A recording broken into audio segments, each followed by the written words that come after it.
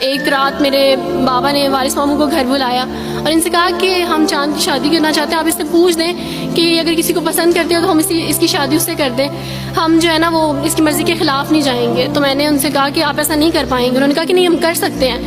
مجھے یہ تھا کہ مجھے پچھتاوا نہ رہے کہ میں نے شاید اس دن پاپا سے بات کرتی تو پاپا مان جاتے. تو میں نے ان سے کہا کہ پاپا میں ایک مسلمان مرد سے شادی کروں گی, آپ ایسا میرے لیے کر سکتے ہیں؟ اگر آپ کسی مسلمان سے میری شادی کریں گے تو ٹھیک ہے, میں شادی کرنے کے لیے تیار ہوں. میری گھر میں ایک سناٹا چھا گیا اور اس خاموشی کے بعد جو ہے یعنی سب فیملی والے رونے شروع ہو گئے. انہوں نے کہا کہ آپ اپنے مذہب میں واپس آ جاؤ.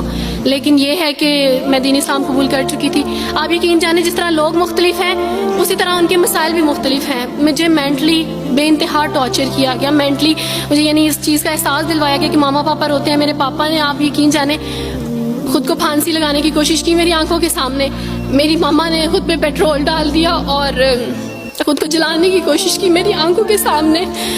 اور میں اپنے روم میں بیٹھی یہ کہتی تھی کہ اللہ اگر میں حق پہ ہوں نا تو میری فیملی کو کچھ نہیں ہونا چاہیے. پھر بہرحال مجھے میری فیملی سے نکال دیا گیا یہ اس ڈر سے کہ میری وجہ سے دوسرے بہن بھائی بھی اس راہ پہ نہ چلے جائیں. اور وارث ماموں کو بلا کے مجھے گھر بھیج دیا گیا, ان کے گھر بھیج دیا گیا.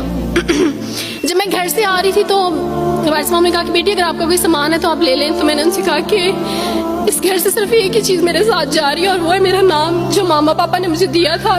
میں چاند رات میں پیدا ہوئی تھی اس لیے انہوں نے میرا نام چندہ رکھا تھا. بس وہ نام لے کے آئی. آپ یقین کریں ہمیں کہا جاتا ہے جبرن اسلام قبول کیا جاتا ہے. اسلام قبول کرنے کے بعد وہ جبر کیا جاتا ہے کہ آپ سوچ بھی نہیں سکتے. آپ کو اپنے ماں باپ سے ہی ملنے نہیں دیا جاتا, آپ کو اپنے ہی چھوٹے بہن بھائیوں کے پاس نہیں جانے دیا جاتا. آپ ہاسپٹل میں تھی ڈیلیوری کے ٹائم. آپ یقین جانے میرے پاس کوئی بھی نہیں تھا جو مجھے بیڈ سے اٹھا کے بٹھا سکتا. ایسے موقع پہ مجھے اپنے اپنوں کی ضرورت تھی, لیکن میرے اپنوں کے جبر نے میری ماما کو مجھ سے دور رکھا. میرے بہن بھائیوں کو, میرے کرسچن کولیگس نے ہی میری فیملی کو پریشرائز کیا کہ اس کو فیملی سے نکال دیں, کیونکہ اگر آپ اس کو ملیں گے تو مزید لوگ بھی عبدالوارث کی طرح چندہ کی طرح اسلام قبول کریں گے. میں نا ہاسپٹل میں لوگوں سے کہتی تھی کہ مجھے بیڈ سے اٹھا کے بٹھا دیں, سیزیرین کے بعد میں اٹھ نہیں سکتی, میرا بیبی رو رہا ہے, کوئی مجھے بیبی پکڑا سکتا ہے. آئیڈیا ہی نہیں تھا ہاسپٹل میں کیا کیا لے کے جاتے ہیں. میرے پاس ایک ایسا دوپٹہ نہیں تھا جو میں چینج کر سکتی. ایسے موقعوں پہ آپ یقین جانے آزمائش اور جبر اسلام قبول کرنے کے بعد ملتا ہے.